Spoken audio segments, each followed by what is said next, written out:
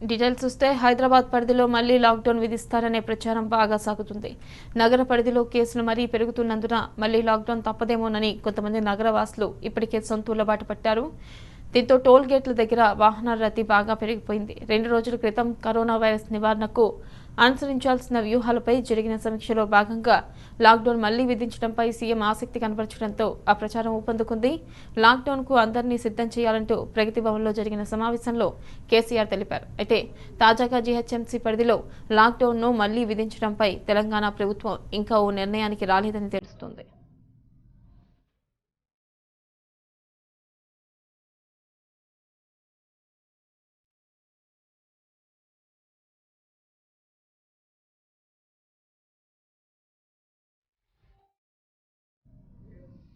Lockdown వల్ల corona కట్టడి సాధ్యం కాకపోవచ్చని ప్రభుత్వ వర్గాలు విశ్వసనీయంగా తెలిపాయి. లాక్డౌన్ ఉండకపోవచ్చునని సీనియర్ ఉన్నతాధికారులు వెల్లడించారు.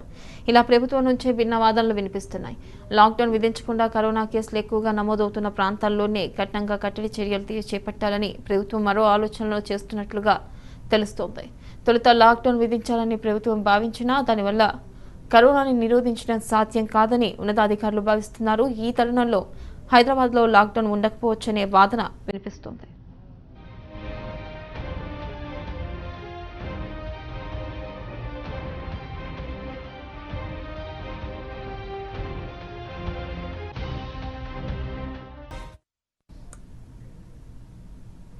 హైదరాబాద్లో వైద్య ఆరోగ్య శాఖ ఉన్నతాధికారులతో సమీక్ష సమావేశం నిర్వహించారు మంత్రి ఈటెల రాజేందర్. టీఐఎంఎస్ గాంధీ ఆసుపత్రిలో అవసరమైన సిబ్బంది నియామక ప్రక్రియ ఇప్పటికే కొనసాగుతుంది. ఎంపిక ప్రక్రియ వేగవంతం చేయాలని మంత్రి ఆదేశాలు జారీ చేశారు. ప్రాథమిక ఆరోగ్య కేంద్రం మొదలుకుని అన్ని ఆసుపత్రుల్లో అవసరమైన పరికరాలు కొనుగోలుపై మంత్రి సమీక్ష నిర్వహించారు. ఎక్కడా కొరత లేకుండా చూడాలన్నారు. అన్ని జిల్లాల్లో ఉన్న మెడికల్ కాలేజీల్లో కరోనా పేషెంట్లను చేర్చుకునేందుకు ఏర్పాట్లు చేయాలన్నారు.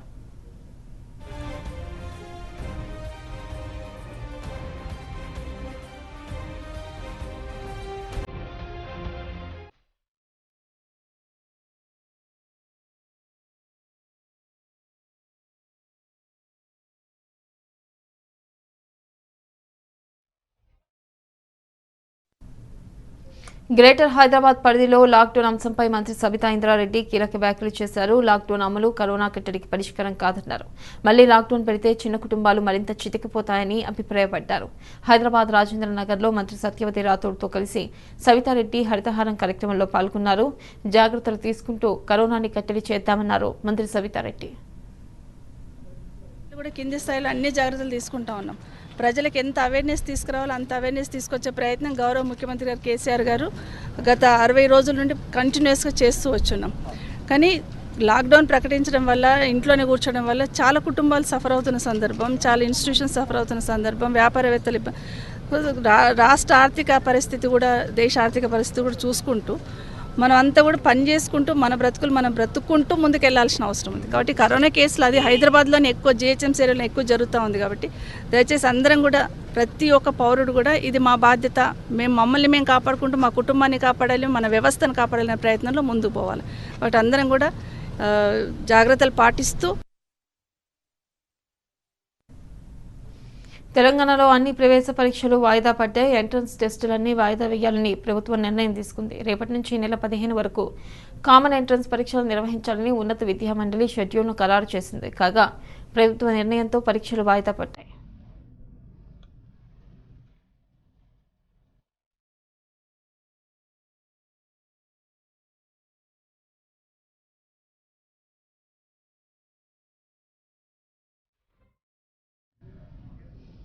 తెలంగాణలో ప్రవేశ పరీక్షలను వాయిదా వేయాలని దాఖలైన ప్రజా ప్రయోజన వ్యాజ్యంపై హైకోర్టు మంగళవారం విచారణ చేపట్టింది. హైదరాబాద్లో లాక్డౌన్ విధిస్తే పరీక్షలు ఎలా నిర్వహిస్తారనే దానిపై ప్రభుత్వాన్ని ప్రశ్నించింది. లాక్డౌన్ స్పష్టత ఇచ్చాకే పిటిషన్పై విచారణ జరపాల్సి ఉంటుందని తెలిపింది. అయితే లాక్డౌన్ నిర్ణయంపై ఆధారపడి ఉందని ప్రభుత్వం తరపు న్యాయవాది కోర్టుకు తెలిపారు. అనంతరం ప్రవేశ పరీక్షలను వాయిదా వేస్తున్నట్లు ప్రభుత్వం కోర్టుకు నివేదించింది. ప్రభుత్వ నిర్ణయంతో రాష్ట్రంలో జరగాల్సిన ఎంసెట్, పాలిసెట్, ఐసెట్ సహా అన్ని ప్రవేశ పరీక్షలు వాయిదా పడినట్టయింది.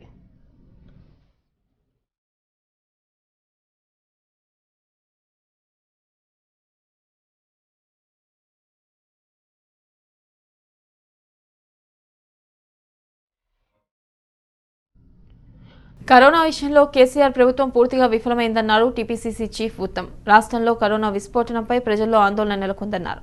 వైద్య సదుపాయాలు సమకూర్చుకోలేకపోయారని ప్రభుత్వంపై విమర్శలు గుప్పించారు. గాంధీ ఆసుపత్రిలో అసౌకర్యాలపై బాధితులు వీడియోలు పెడితే వారి పట్ల మంత్రి ఈటల అమానవీయంగా ప్రవర్తిస్తున్నారని అన్నారు. పరిస్థితి మెరుగుపడాలంటే ఇప్పటికైనా ప్రభుత్వం మేలుకోవాలని ఉత్తమ్ సూచించారు.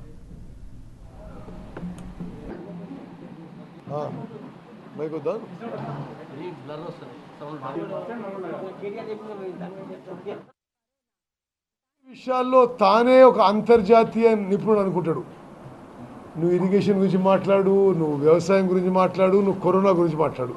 ఒక కరోనా విస్ఫోటం జరిగే ప్రమాదంలోకి టీఆర్ఎస్ ప్రభుత్వ వైఫల్యం తీసుకొచ్చిందనే మాట ఇది నిస్సందేహం. మరో విషయం, భారతదేశంలో 29 రాష్ట్రాల్లో ICMR Indian council of medical research approved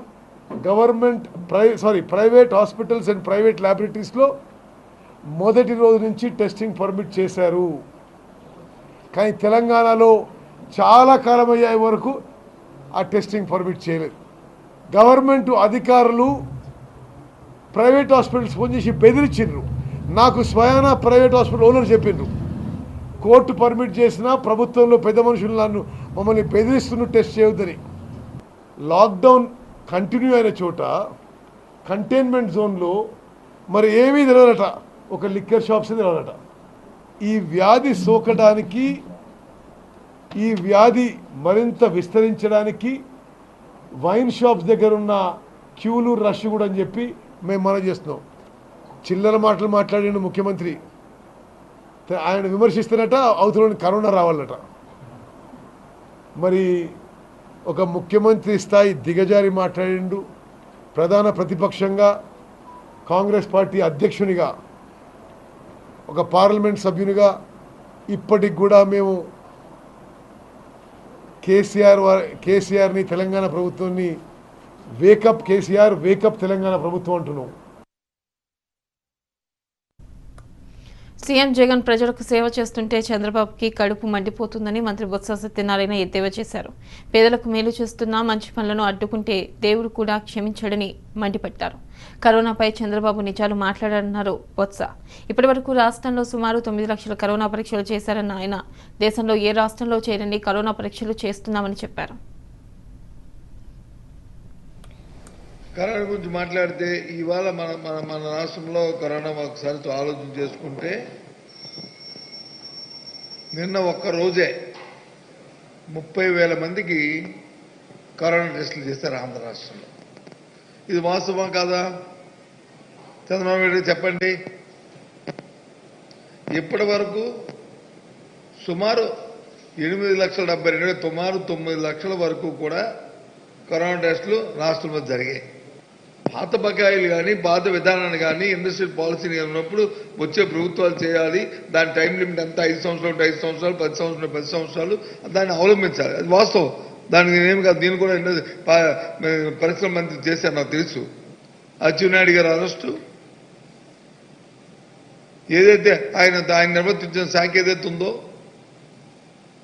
ఆ శాఖలో జరిగిన అవకతవకలు, శాఖలో జరిగిన అవినీతి కోసం అది జరుగుతున్న దర్యాప్తులో భాగంగా ఆయన మీద చర్య తీసుకున్నారని, దాంట్లో అవినీతి జరిగిందనేది దర్యాప్తులో మరి ప్రాథమికంగా తేల్చారని చెప్పని, కనీసం దానికి కావాల్సిన కనెక్టివిటీ రోడ్డు, ఆ కనెక్టర్ రోడ్ని బాగు చేయలేకపోయాడే 5 సంవత్సరాలు.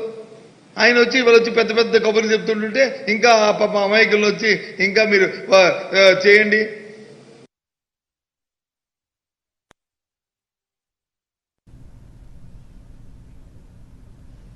సరైన సమయంలో లాక్డౌన్ పెట్టి లక్షలాది మంది ప్రాణాలు కాపాడమన్నారు ప్రధాని మోదీ. అన్లాక్ 2.0 సందర్భంగా ప్రజలను ఉద్దేశించి మోదీ ప్రసంగించారు. కరోనా అదుపులోనే ఉందన్న మోదీ అన్లాక్ 1 తర్వాత ప్రజల్లో నిర్లక్ష్య ధోరణి కనిపించిందని ఆవేదన వ్యక్తం చేశారు. కోవిడ్ నిబంధనలు కఠినంగా అమలు చేయాలన్న మోదీ కంటైన్మెంట్ జోన్లపై ప్రభుత్వాలు దృష్టి పెట్టాలని సూచించారు. पहले हम मास्क को लेकर, 2 गज की दूरी को लेकर 20 सेकंड तक दिन में कई बार हाथ धोने को लेकर बहुत सतर्क थे, लेकिन आज जब हमें ज्यादा सतर्कता की जरूरत है, लॉकडाउन के दौरान बहुत गंभीरता से नियमों का पालन किया गया था। सरकारों को, स्थानीय निकाय की संस्थाओं को,